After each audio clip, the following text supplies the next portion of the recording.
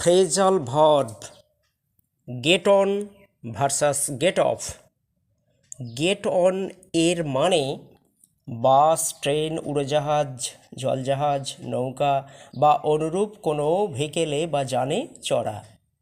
Gate of এর মানে বাস, train, উড়োজাহাজ, জলজাহাজ, নৌকা বা অনুরূপ কোনো ভেহিকল বা যান থেকে নেমে পড়া বা নামা।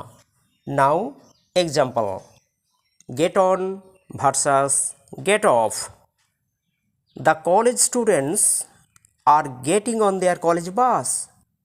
কলেজ ছাত্ররা তাদের কলেজ বাসে চড়ছে অর্থাৎ চাপছে।